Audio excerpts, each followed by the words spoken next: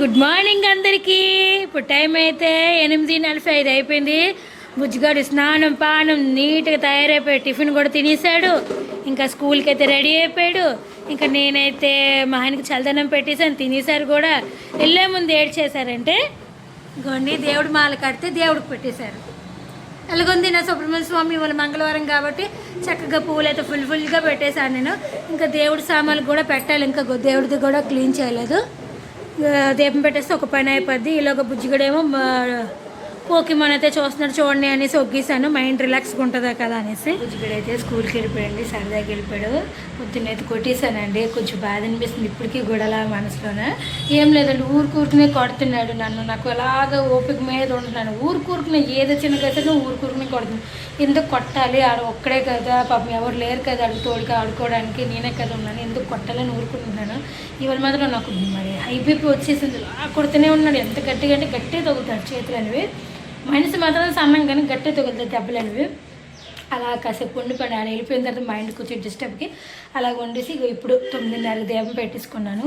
ఇంకోండి నీట్గా మందార పూలతో అలంకరించుకున్నాను నా దేవుడిని. ఇంకా మా ఆయన చేతిలో పెట్టించాను. పువ్వులు పేలకు ముందు ఒకలా ఉంది, పువ్వులు పేలిన తర్వాత ఒకలా వచ్చేసారు. నా సుబ్రహ్మణ్య స్వామి ఎలా కొన్నారో కామెంట్ చేయండి. ఇంకా చాలా ఆహ్లాదంగా కనిపిస్తున్నారు కదా దాంట్లో నిండుగా. వాళ్ళు పొద్దున్న లెగిసి గబగబ పువ్వులన్నీ ఏరేసాను. ఎందుకంటే ఒక ఆవిడేమో చప్ప చేయకుండా పువ్వులన్నీ ఏరుకొని పిడికలతో గట్టి బిగిస్తే మనకి ఎన్ని కొద్దిలాగా ఆవిడ ఇలా నొక్కు పట్టుకుంటే ఏం తెలిస్తే మనకి ఇలా పట్టేస్తుంది గట్టిగా. దానివల్ల ఏంటంటే ఎన్ని తీసినా మనకు తెలియదు. దాని టైం యంత్రం వస్తుంది చిన్నదంతా. అతనికి ఫోటో మొత్తం ఉంటే నిండుదాం కదా ఆ ఉద్దేశంకి. పువ్వు లేకపోతే ఏం మాలే ఏం కట్టలేమో కొనుక్కుంటాం. ఉన్నప్పుడు మనం మన చేతిలో ఉన్నప్పుడు పెట్టుకుంటే అది ఆనందం. ఇంకా మా ఆయనతో డ్యూటీకి వెళ్ళిపోయారు. నేను కొద్దిగా చల్లదనం తినేసాను, కొంచెం వేడిగా ఉంది నాకైతే. ఎందుకంటే తరుపులు స్టార్ట్ అవుతున్నాయి నాకు. ఈ ఎండాకాలం రాగానే తరుపులు అయితే స్టార్ట్ అయిపోతాయి. కొంచెం చల్లదనం తినేసాం అనుకుని చల్ల కడుపు ఉంటుంది. ఇంకా నెక్స్ట్ వంట చేసుకోవడమే, ఏం వండాలని ఆలోచిస్తాను. ఇంకా తినేసి ఎక్కడికక్కడ ఎత్తి పెట్టుకున్నాం. బట్టలు నేను ఆరబెట్టారు మా ఆయన, నన్ను ఆరబెట్టారు రాత్రి. హెల్ప్ చేశారు మా ఆయన అయితే, చిన్న హెల్ప్ చేస్తారండి ఆ మాటగా ఏమి. కానీ తినేసి కాస్త చాయ్ తాగేసి, చాయ్ నా బుద్ధి లేదని అన్నం తినేది అంటే అలవాటు అయిపోయింది కదా చాయ్ తాగడం అనమాట. అందుగురించి నాకు ఒక 4 అలవాటు అయిపోయింది, మర్చిపోయాను. చల్లదనం తింటే చాయ్ అయితే టిఫిన్ తర్వాత తాగడం అలవాటు కదండి, అందువల్ల అలవాటు మీద అన్నాను నేను. తర్వాత తినేసి బట్టలు తీసి మడత పెట్టేసి అక్కడ ఒకటి ఎత్తి పెట్టుకొని 11:00 వంట అయితే స్టార్ట్ చేసుకుంటాను. కొద్దిగా ఆకలి వేస్తుంది, తినేస్తాను. తర్వనాన్నం అయితే తినేసానండి, చల్లగా ఐస్లా ఉంది నాకైతే. ఇంకేం చేద్దామని ఆలోచించినప్పటికి జీడిపప్పు గుర్తొచ్చింది. మా ఆయన అన్నారు పాడైపోద్ది నానబెట్టి తినేసేయండి అమ్మ, కూర వండుకొని అనగానే గుర్తొచ్చి టక్టక్క నానబెట్టాను. ఇంకా బట్టలు అయితే తీస్తాను, ఇవ్వండి పక్కనైతే పెట్టుకున్నాను నేను. మడత పెట్టి పేర్చుకోవడమే. ఇంకా అన్నము కొద్దిగా వండుతాను, ఎందుకంటే ఆల్రెడీ రాత్రి ఉంది కాబట్టి కొద్దిగా సరిపోతుంది. ఇంకా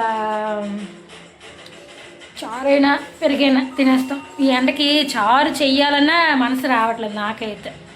చూస్తాను ఏదైతే అది వీలుగా చేస్తాను. ఆలోచించాను రోజు ఏం పేరు తింటే జలుబు చేస్తారు కదా అని ఉద్దేశానికి ఏం చేశానంటే చారు పెట్టాను. అది కూడా జీలకర్ర ధనియా చారు చేస్తాను నేను. ఇంక ఇలా అది మరిగిలోగానే బట్టలు కూడా మడత పెడుతుంది. నీట్గా పేర్చేస్తే ఒక పని అయిపోద్ది.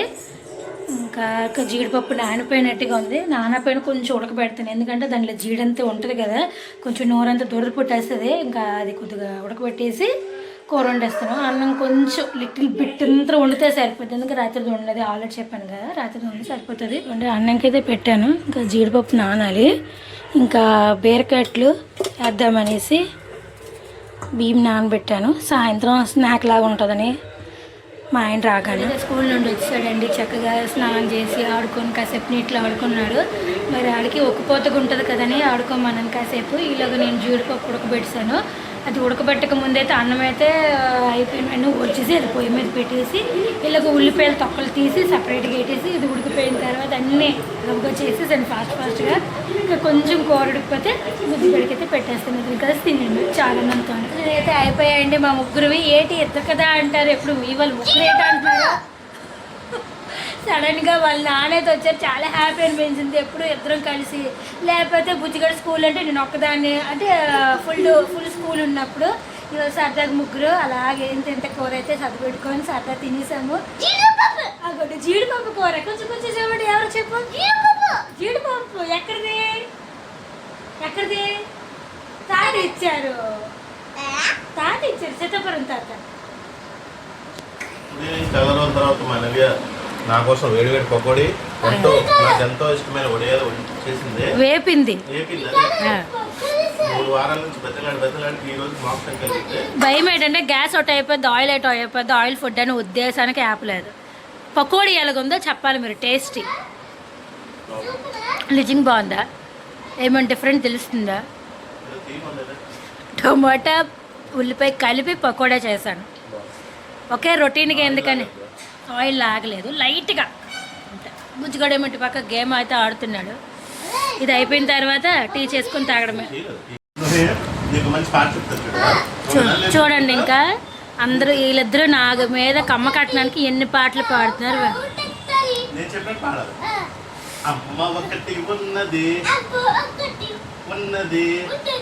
ఆకలాకలన్నది ఎంత తింటాదో తెలీదు, అన్ని కావాలంటది, ఇకన పోయా తింటాది. చూసారా మా ఆయన మా బుజ్జడు కమ్మ కాడుతాంటారు, ఇద్దరు నేర్చుకోవాలి. ఉంటది ఏమి చేస్తామని చెప్పండి, ఎవరు చెప్పినా తిడుతుంది. అయ్యో రామా అయ్యో రామా ఎవరికి చెప్పాలి మా బాబా? ఏంటి నా గురించి ఇంత బ్యాడ్ కామెంట్ పెడుతున్నారు? ఏం పాట అది? నాకు కమ్మ కాడుతున్నారంటే ఎంత ఇది.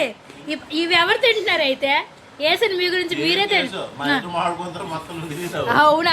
ఉన్నదైనా నిజాయితీకి మాట. ఈడ ఒకటి చూడండి, అమ్మ నాయన అమ్మ నాయన.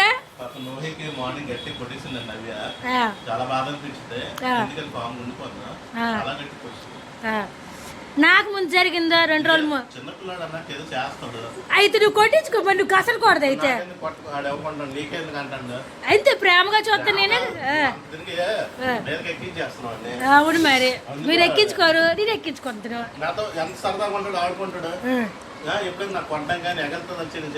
అవును మరి తండ్రి దగ్గర చేయరు నాయన, ఎవరు తల్లి దగ్గర చేస్తారు విన్యాసాలు. పకోడీ చేశాను కదా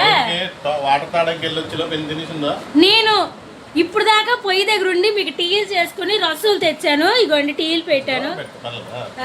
పకోడీ తినేసారు. ఒక 3 ముక్కలు నేను ఏపినందుకని ఒక 4-5 ఉంచలేదు.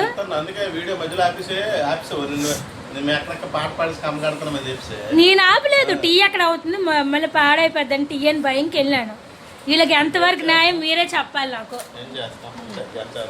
ఓసా ఎన్ని పనులు అయ్యాయంటే ఇంకా 5:30కి అయితే వెళ్ళారు వాళ్ళిద్దరు. పార్క్కి వెళ్ళిపోయారు. పార్క్కి వెళ్ళిన వెంటనే ఇంకా పరుపులు గిరుపులు ఎక్కడొక్కడ అన్ని ఎత్తి పెట్టేశాను. లెక్క పెట్టుకున్నాం. మా అమ్మ ఎప్పుడు అంటది, ఏదైనా ఒక పని చేస్తామా ఒకటి, ఇంకో పని చేస్తే 2 అని లెక్క పెట్టుకోమంది. అలాగే ఇంచుమించుగా 20 పనులు అయితే చేశాను. ఏంటంటే బంతులు మడత పెట్టుకొని ఎక్కడొక్కడ పెట్టేసి, తర్వాత ఏటో చిన్న ఉంటే చిన్న గ్లాస్ కూడా లెక్క పెట్టుకుని నీకు ఇప్పుడు హ్యాపీ ఒక్కొక్కటి అవుతుంది కదా, హ్యాపీ ఫీల్ అవుతావు అమ్మ అన్నారు. అలాగే చేశాను. అలాగే అయిపోయింది పని. అందుకే 6:30 కల్లా మొత్తం పని అంతా కంప్లీట్ అయిపోయింది. ఇంకా వాకిళ్ళు గుమ్మలు అన్నీ ఆల్మోస్ట్ ఇంకా రైస్కి కూడా పెట్టానంటే నమ్ముతారా, 6:30 కల్లా పెట్టాను రైస్కి. నేనైతే ఇంకెందుకు టైం వేస్ట్ కదా, ఆకలి మీద ఉంటారు కదా అనేసి సామాన్లు తోమేసి గ్యాస్ పై క్లీనింగ్ అన్నీ. ఇంకా మనం చేయవలసింది ఇంకొకటంటే ఒకటే, బీరకాయ అట్లకి రుబ్బుకోవాలి అంతే. బియ్యం కడుక్కొని బీరకాయ కడుక్కొని రుబ్బిసుకొని అన్నంతో తిండి రాత్రికి. వాళ్ళు ఇంకా రాలేదు. ఇంకా బిందు కడిగేసి బయట ఉంచాను నేను. నాకు కొంచెం చేయి నొప్పి ఒక్కొక్కసారి బాగుంటుంది కానీ ఒక్కొక్కసారి బాగా వచ్చేయండి, అందుకొచ్చి బయట ఉంచాను. ఇంకా రేపైనా లేకపోతే సాయంత్రం రాత్రికైనా వాకులు అయితే కడిగేసి ముగ్గు పెట్టేసుకుంటాను. వచ్చాడండి పార్కు నుంచి కరెక్ట్గా 5:30కి వెళ్ళాడు. 7 గంటలకి వచ్చాడు. ఎవరెవరు వచ్చారు నా ఫ్రెండ్స్? స్లోగా చెప్పాలి, స్లోగా చెప్పాలి. చెప్పు. ఓకే.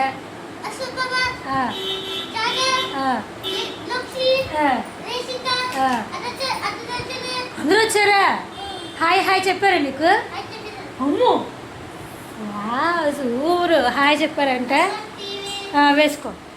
అదే ఉంది మనసు అంత వేసుకెళ్ళు. ఇంకా బీరకాయలకి అయితే స్టార్ట్ చేస్తున్నాను. ఇవ్వండి, ఇందులో అయితే ఎండుమిరపకాయలు, నువ్వులు, అల్లము,